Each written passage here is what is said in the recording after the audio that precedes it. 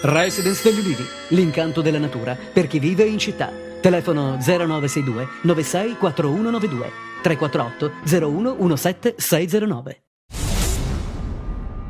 Un 27enne di origini calabresi ma residente a Bologna ha ucciso a Roma con un colpo d'arma da fuoco alla nuca un 64enne pensionato bolognese che era insieme a lui. L'uomo ha poi fermato un taxi e si è fatto accompagnare dai carabinieri di Piazza Venezia per costituirsi per omicidio volontario. I carabinieri hanno sequestrato la pistola, una calibro 6,35. È stato confermato che la piccola Daniela Esposito, la bimba di 15 mesi deceduta all'ospedale Pugliese Ciaccio di Catanzaro, era affetta dall'influenza AH1N1. Alla bambina era stato praticato il tampone per l'accertamento della presenza del virus durante il ricovero, ma i risultati del test sono giunti solo ieri dall'ospedale di Cosenza. Maggiore luce sulle cause del decesso si avranno con i risultati dell'autopsia. Intanto si è appreso che un uomo di 44 anni della provincia di Vibo Valentia, risultato positivo al test dell'influenza A, è morto nella notte sempre a Catanzaro. Un altro sequestro messo a segno dalle Fiamme Gialle Regine in collaborazione con gli agenti della polizia ferroviaria. A finire in manette BP, di 35 anni, che è partito da Bologna con un treno diretto in Sicilia, giunto nei pressi della stazione ferroviaria di Villa San Giovanni, è stato trovato con 120 grammi di cocaina abilmente celata negli slip. Primi scontri alla Mezzia Terme tra le forze dell'ordine e i proprietari degli immobili abusivi su cui pendono le ordinanze di demolizione. Per il pomeriggio di ieri erano infatti previsti gli sgomberi di alcuni alloggi abitati, ma all'arrivo delle forze dell'ordine e dei mezzi meccanici dell'esercito è stato costituito un muro umano che ha tentato di impedire il passaggio per raggiungere le case. La tensione è altissima. Inaugurata oggi l'esposizione tematica realizzata presso la Pinacoteca Civica di Reggio Calabria con le 3 opere concesse in prestito dai Musei Capitolini di Roma, alla presenza dei sindaci Gianni Alemanno e Giuseppe Scopelliti. L'iniziativa rientra nel patto di gemellaggio culturale tra le due città, siglato il 31 ottobre scorso a Roma dai due primi cittadini.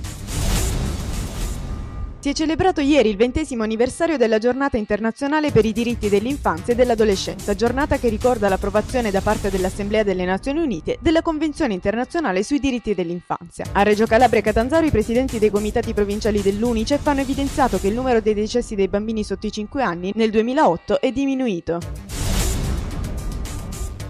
Nel pomeriggio di ieri i giovani d'Italia dei Valori della provincia di Cosenza hanno organizzato un incontro pubblico con Gioacchino Genchi, Angela Napoli e Luigi De Sena sulle necessità di cercare la verità su alcuni eventi chiave della storia italiana e della Calabria. Per la Napoli, componente della commissione antimafia, sul caso della nave dei veleni la verità è tutta occultata.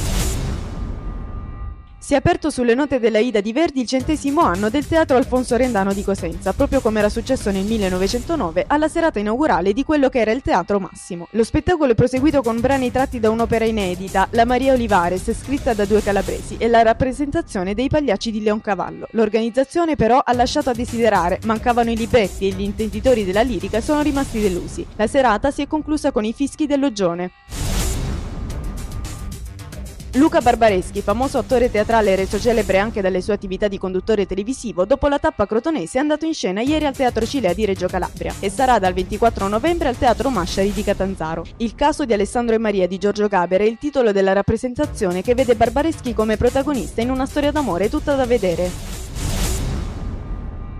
Dall'unione tra la Strada dei Vini e dei Sapori della Locride è nata Dolcemente Gioiosa, iniziativa che si terrà domenica 22 novembre con il patrocinio della provincia di Reggio Calabria. Si tratta di un percorso di tutela, valorizzazione e promozione della migliore tradizione pasticcera di Gioiosa Ionica. Tra le iniziative correlate il primo concorso enologico dei vini passiti in Calabria.